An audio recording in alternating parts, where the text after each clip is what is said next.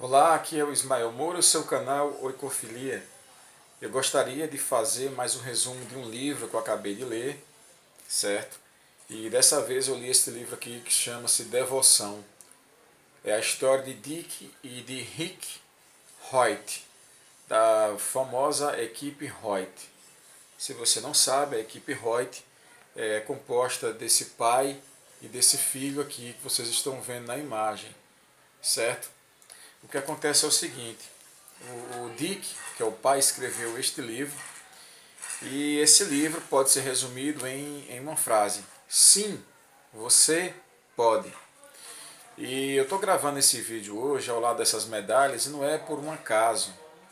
É porque eu lembro que há bastante tempo atrás eu era uma pessoa obesa, pesando aí na faixa dos seus 100 quilos, que mal conseguia dar uma caminhada. A minha situação estava bem complicada, bem difícil mesmo. Quanto mais consegui correr. Mas depois de ler esse livro aqui, que se chama Devoção, e se chama Devoção por causa da devoção que este pai teve a este filho, eu pude então despertar para a vida, eu pude despertar para esse poder que Deus colocou dentro de nós, que nós podemos todas as coisas, basta que a gente desenvolva a nossa vontade.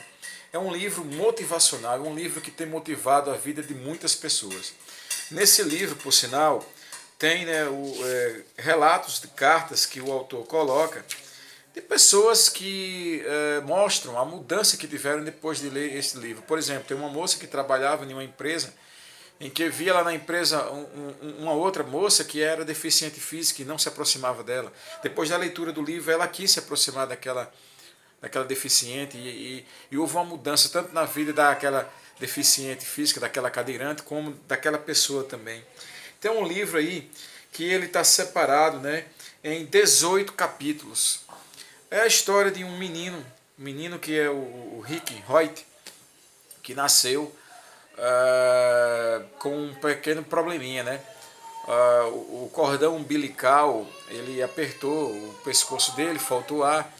O menino então nasceu com problemas para falar, problemas para se movimentar, e nasceu, né, completamente praticamente sem poder mobilizar o seu corpo, né, sem poder caminhar.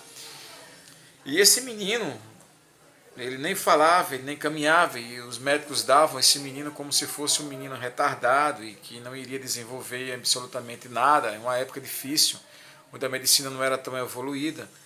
Mas este pai, ele demonstrou um amor especial por este filho. Este pai, ele passou a acreditar que esse menino era inteligente, que esse menino ele tinha a mesma inteligência que qualquer ser humano tem. E esse pai então decidiu insistir, decidiu, né, mudar de especialistas, e ele foi em busca, né, é o que mostra o amor desse pai, né, em busca de uma solução para os problemas do seu filho, e ele encontra, né, uma equipe desenvolve, né, um aparelho, um computador para que esse Rick ele possa se comunicar, e ele consegue se comunicar. Mostra a luta desse pai para colocar o filho dele na escola, no ensino fundamental. Então ele foi educado pela mãe dele, mas aí chegou o tempo de ir para a escola e ele coloca o filho dele lá na escola.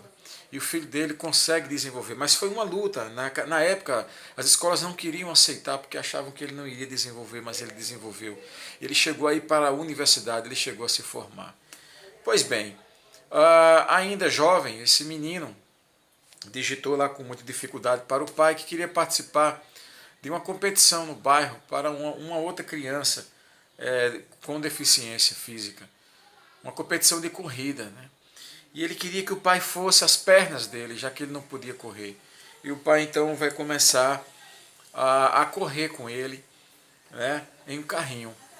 No início, a primeira corrida, ele falou que ele foi o antepenúltimo a chegar. Então o Dick, que é o pai desse senhor aqui, ele estava fora de forma. Ele conta que ele percorria no máximo 2 quilômetros de corrida e 2 vezes na semana. E ele foi para essa corrida, era uma corrida de 5 quilômetros, e ele conta que ele terminou esbagaçado, completamente esgotado, o corpo doendo muito, ficou muito tempo deitado, né? Acamado por causa dessa corrida, mas ele falou que foi a coisa mais gostosa que ele fez na vida dele, porque ele percebeu que o filho dele estava feliz, o filho dele estava satisfeito, o filho dele estava saltitante de alegria. E o filho dele pediu: papai, eu quero correr mais, eu quero que o senhor corra mais. Quando o senhor corre, eu sinto como se eu não tivesse a minha deficiência. E aquilo ali mexeu com a cabeça do pai. E o pai então começou a correr, a participar de corridas de rua, né, o que eu também comecei a participar de corridas de rua. E esse pai, ele começa a ganhar medalhas e mais medalhas. Em todo final de semana esse pai começa a correr. E aí o pai desenvolve o desejo de correr a maratona de Boston, a famosa maratona de Boston. E no início ele corria como não oficial, porque as pessoas não queriam que ele participasse, os organizadores não permitiam, porque não tinha uma, uma faixa que se adequasse a ele. Tem a parte dos cadeirantes, mas o Rick não podia, porque era o pai que ia empurrando. E o pai não podia ser classificado na parte dos cadeirantes.